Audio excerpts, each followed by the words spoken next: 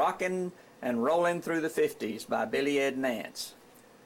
Mr. Nance is a Sanger native, a descendant of a pioneer Sanger families, graduate of Sanger High School, class of 1955. He's been a teacher and a coach at Sanger High School, also a former program director for the Texas Education Agency, and he's the owner of a 112-year-old Nance Ranch of Sanger. A good friend for our speaker tonight. I have many memories of Billy Ed at Sanger High School. We're not going to tell all that. Yeah, just one. Jane, is he still a good driver?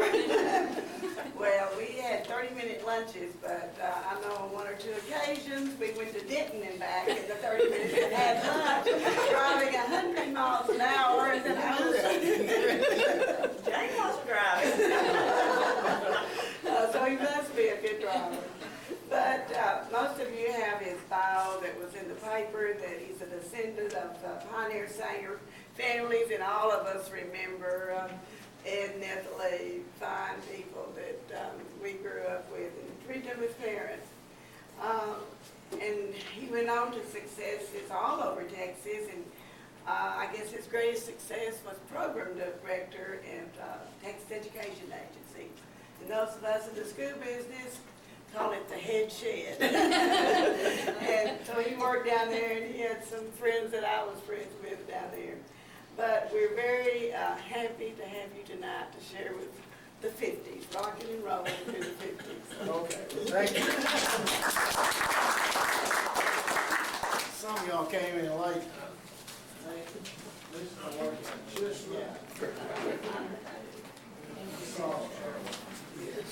Y'all don't have shit, that's the last one.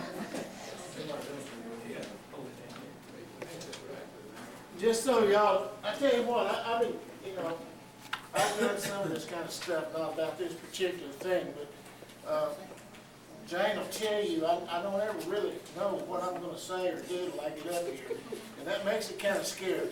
And I guess that's why people don't ask me to speak a lot, because they don't ever know what a crazy guy's going to do. But just so to give you some background and how I've kind of, in my mind, got this worked out, there's a ton of stuff here I've got. Elizabeth said I had 30 minutes. And so it's going to be kind of hard to squeeze that in. But I provided you with this little booklet thing. And it was spawned from this. Now, some of you, I think you've seen this. I wrote this for our 50th class reunion back however many years ago. And there's about 104 or 105 pages in there. And I condensed it down to about 40 pages, which I felt was appropriate for this sort of meeting. And so you can look through that. And in my mind, what I've got envisioned here, I'd like for this to be interactive. I noticed some of you have already been looking through some of the comments that I made in the book. Probably has, you know, tripped a switch or two for you, but I can think of, right offhand, I know I've got a picture of Miss Kelly Millard. Well, most anybody that ever went to Sanger High School in the 50s, you had class under Miss Kelly. And she was probably, if there was ever a legend, well, she and Miss Ida Grace Hope were up there amongst the best of them. But while we're talking about this sort of thing, if there's something you need to say, you just got a burning desire, well, hey, get after it. That's what I like to get some feedback on it. Just to start things off, you know, I was thinking today, this beautiful library, how many of y'all ever ate a hamburger at Pop Davis's Cafe? But do you realize this place is sitting right on top of Pop Davis's Cafe? Everybody remember the cafe across the street? John Lewis. What about, is there another one? Dave Fellers. That's where everybody had lunch. Where I had lunch every day at school. We just marked it down. Daddy'd go in at the end of the week, pay for it, you know, so I had whatever I wanted. But where was the place that really rocked? North End. North End. You tell me, if you went to Sanger High School, you tell me that you didn't go in that North End. I know your mom and dad told you not to, but I know you went. Yes, sir. And really, that was so cool. You go in there after a ball game or a basketball game or after a date, it was so crowded you couldn't walk. Jukebox blaring, cigarette smoke so thick you couldn't see, you know. And everybody smoked. I mean, that was just the way it was, everybody.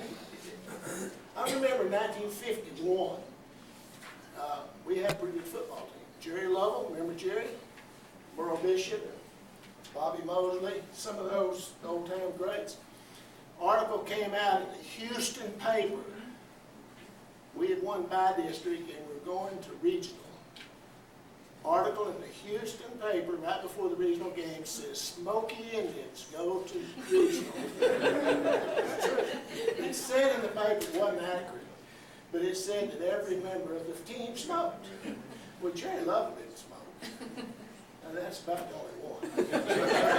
But, you know, when you think about the things, and you know, it's kind of hard. She asked me to speak to the Sanger Historical Society, so I started to say, well, golly, what's historical about Sanger that I can talk about? Well, I've seen, you know, all of these plaques around town. You've got the stuff that the society's already done. I know they were kind enough to put one out at the farm, and those kinds of things. But I finally decided the most significant thing about this town was the people that makes this town up, or made this town up. That's what spawned us. They were our support. And I mentioned the cafes. Let's talk more about that. How many car dealers were there in Sanger? Come on, Wayne. Huh? How many car dealers? Wake up. You did that same way. Oh, yeah. Well, of course, Chevrolet House. Chevrolet. Hey, the only one I can think of. Brown sold cars some. What did he sell? Fraser, Fraser. Ford House. Ford House. What was his name? I don't remember it. Massey. But Massey. it didn't start until about 1955. It was, yeah, it was here, but I'm not sure that just exactly the time frame it was here. He had a brother though, Massey was over at Potty Point for years. And There his was brother one had before one that. here. There was one before that. It was Harold Easley's brother-in-law.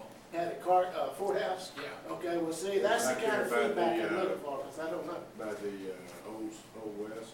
Yes, yeah, they built that building as a car dealer. They did.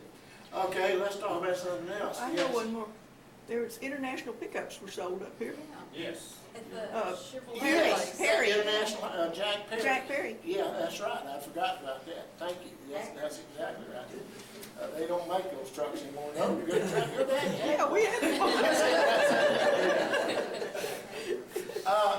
Another thing that, can you name the grocery stores that was in Sanger? Jennings, Zill's. Avery's, Who? Avery? I don't remember that one. well, but I'll all put years it down. back. Seal. Seals. Seals. Tommy McDaniel. Tommy McDaniels. Didn't Bob King, King? Bob Bob King. King. Bob Harold B. King. Who? Cockrell. Cockrell. Did the Did we Freemans? say first? Hearst. Did the Freemans have one? I don't remember the Freeman's hand. No, that I'm was not saying appliances. they didn't, but That was they appliances, maybe. might have, I don't know. But see, how many we named? It was 4 or 5, 4 or 5.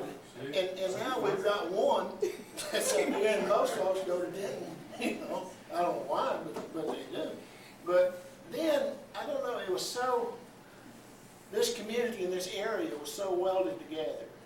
Everybody knew everybody. We knew all the folks over at Blue Mountain, and we knew everybody at Slidell and Valley View and Crum. I didn't like those people from Crum. You know, we knew all of these people, and they traded here. This was the Saturday night drawing, Saturday afternoon drawing. Remember that? I never did win a day that thing, but we were there every time, every Saturday. People from that corner, 3 or 4 blocks down the street, you couldn't walk for people. Also Yeah. the Wednesday night drawing at the theater, at the Texan Theater. I'd forgotten about that too, and I've got a note here about your dad and the theater. Of course, not many, well, I guess back then, a lot of towns this size did have a theater. But the Texan Theater was certainly a landmark that we all made tracks through there at one time or another. It was probably where some of us had our first dates, and I can remember, there was a girl in my class named Paula Sue Cross at the time. I don't know if any of you remember. Well, she was pretty. And I was in the 8th grade. Yeah, she is. I was in the 8th grade, and I thought, well, she's the prettiest thing I'd ever seen. And so, she's real popular, and I knew she wouldn't go out with me, so I asked her anyway. And she said she would. Scared me to death. It did. Then I realized I don't have a car. I don't have a way to go get her. So I stood her up. I did. I know, what would you do? I mean, so, you know, I didn't, and she, of course, she wasn't real happy about that. She didn't I don't know, but if I know what I know now, back then it might have been different, you know.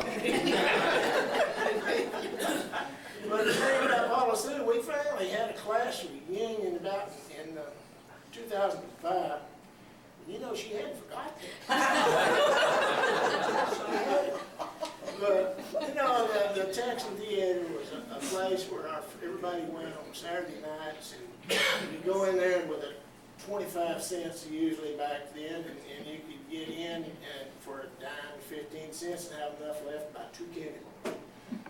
And the balcony was for the black people. Pardon me? The balcony of Balcony was for the black For the people. black folks who were back in the back, the balcony. And I don't know, it was a good time. And then the Robinsons took it over, Greta didn't the Robinsons, I know they did. Didn't Harold Robinson buy that from your dad? And then he opened the Rancho Drive-In over here, and Miss Robinson over there. And boy, that drive-in, whew, that was all right. I had a lot of good times in here.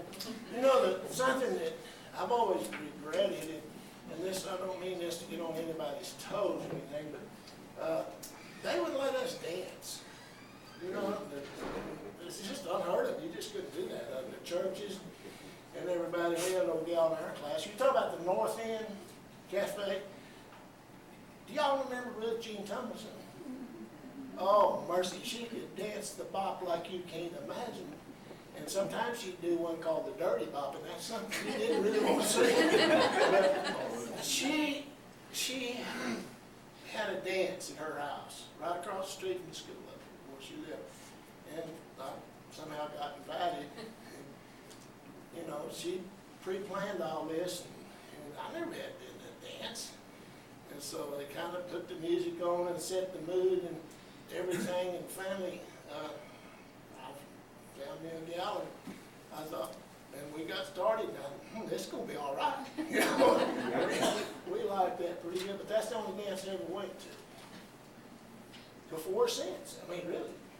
It's just something that never happened, and now it's a lot different, and I know there were motives back then. You know, that's the way the culture was. You go with the way the culture is. How about mechanics in this town? Can you name me some mechanics? John Gallagher. John Galladay. Who else? Clifford Holder. Clifford Holder. Pete Cherry. Pete Cherry. Vance Travesty. Vance. Bill Enlow. Bill Enlow. Anybody else? Mr. Brown. Alvin Brown. Did somebody say John Galladay? I did. Yeah. Mr. Ashcraft, she said. Yeah.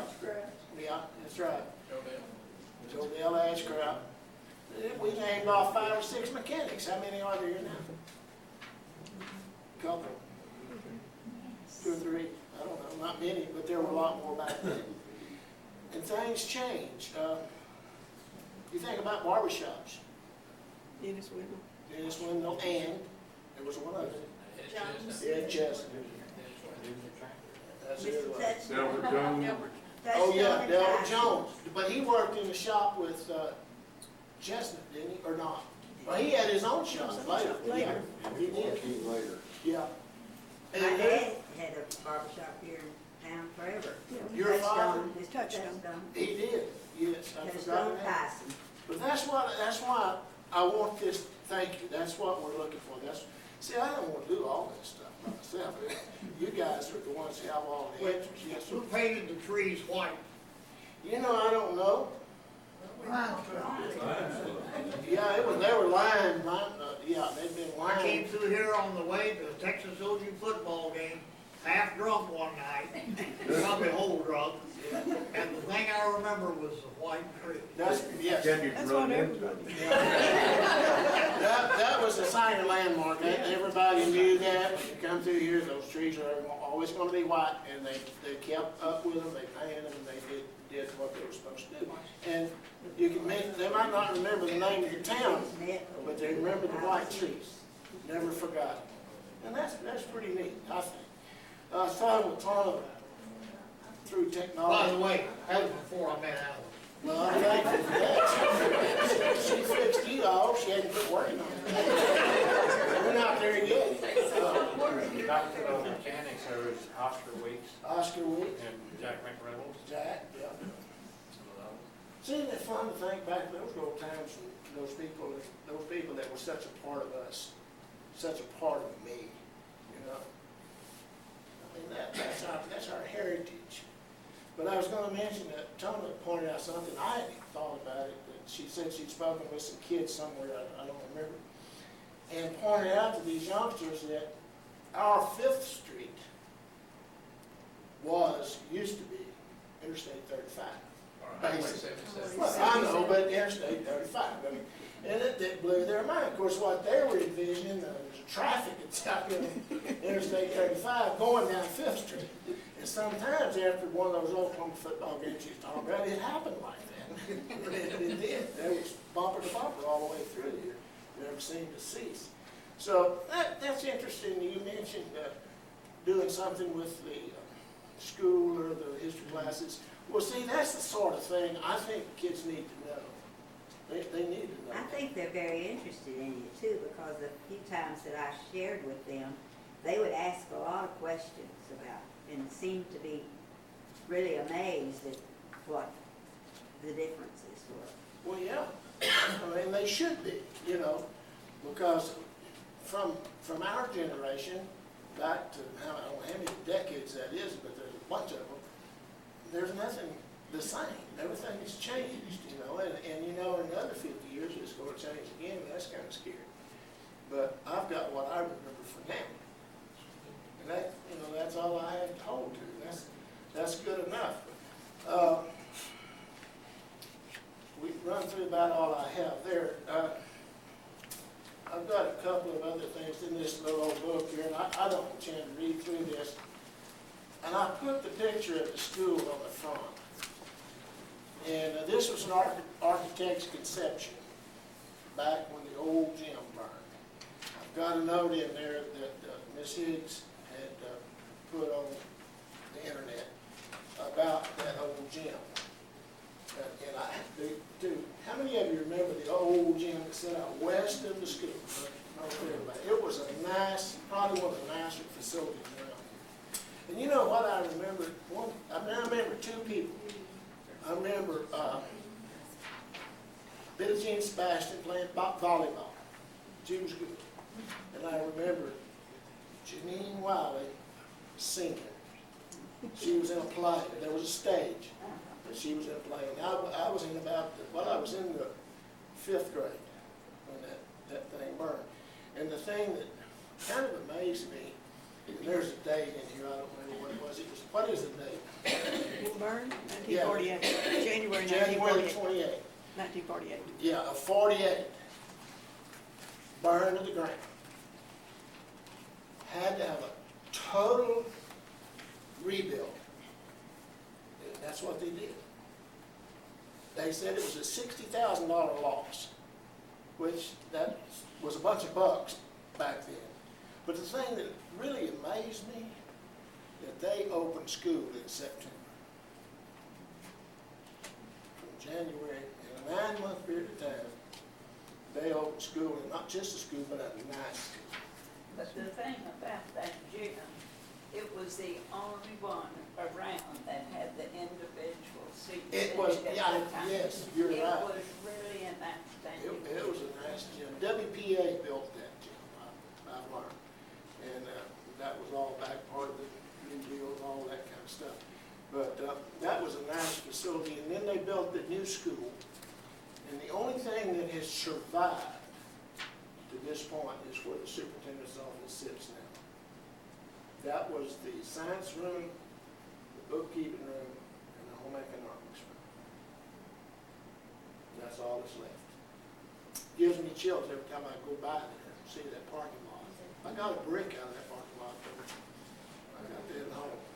That's part of my school. It was.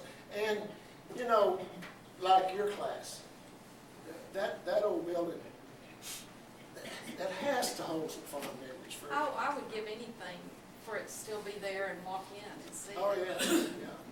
And the old gym, upstairs gym. Oh, yeah, we love that one. Oh, well, I guess we gave us about a 15-point edge every time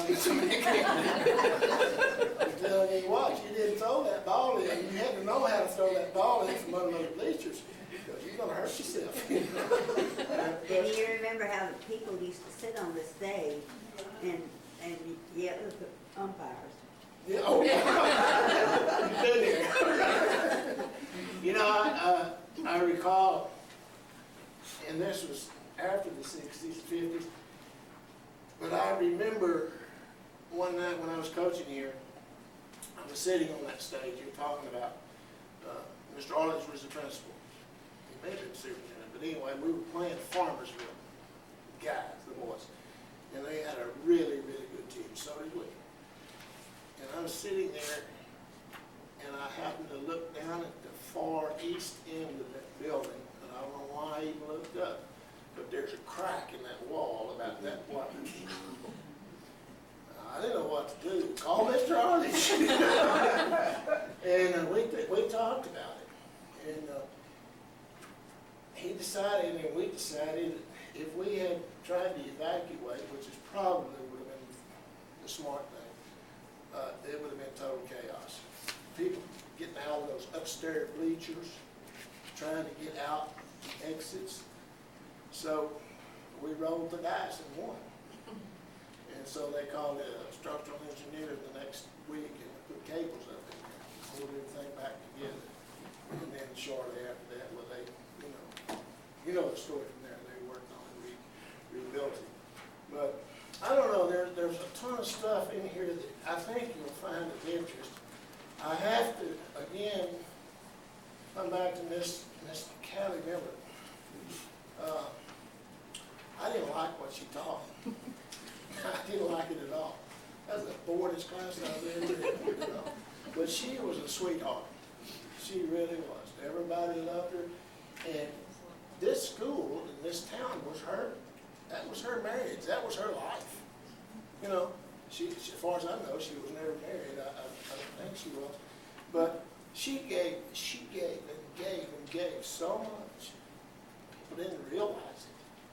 You know, and I've got a little story in here about her, a couple of things. And of course, there were some of the boys in my class a little rowdy, and I guess I could be that way on occasion.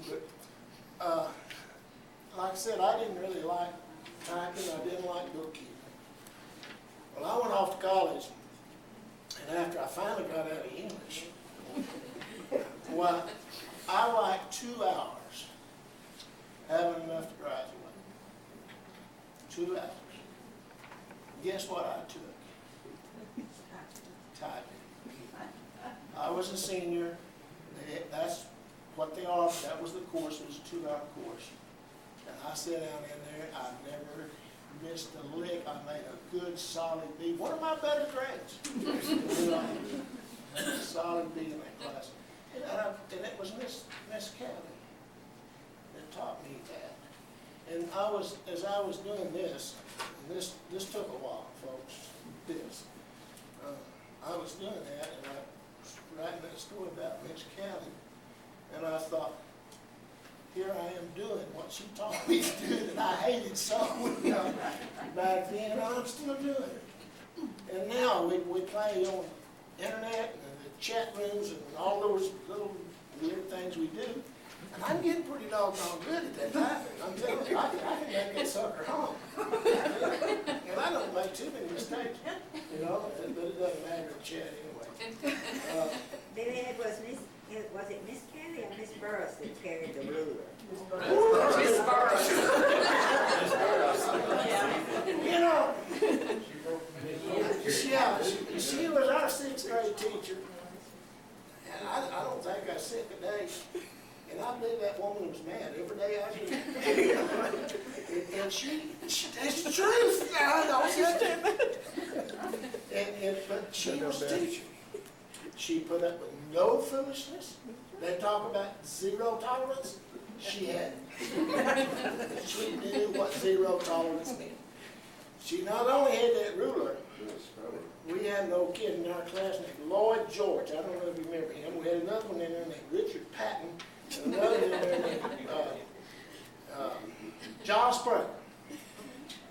And that lady carried a geography book around with her. It was about this big, about that wide, and I don't know how many times I've seen them hit them in the back of the head with that book, and it got their attention. It really did. It worked.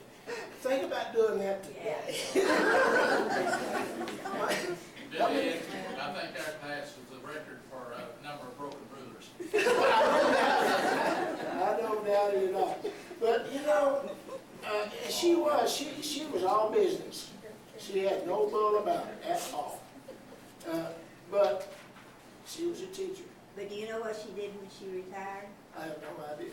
She ran a pre-kindergarten school, or class, because our youngest son went there, and I think that was part of what calmed him down. Well, I'm going to tell you, if she couldn't calm him down, he couldn't be calm down.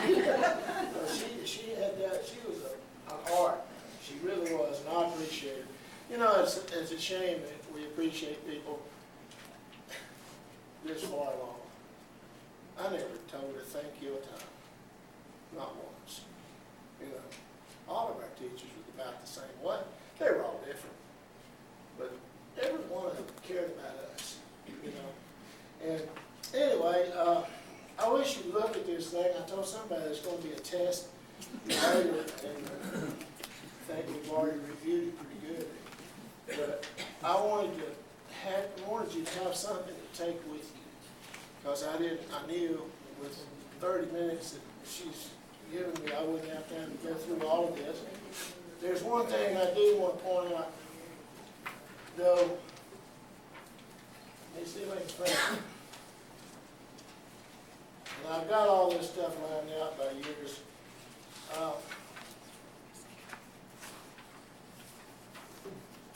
It was in 1954, I believe.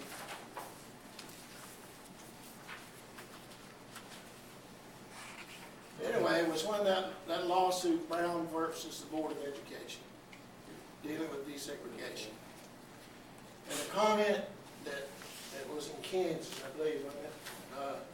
The comment that the people in Kansas, they didn't really want to desegregate schools.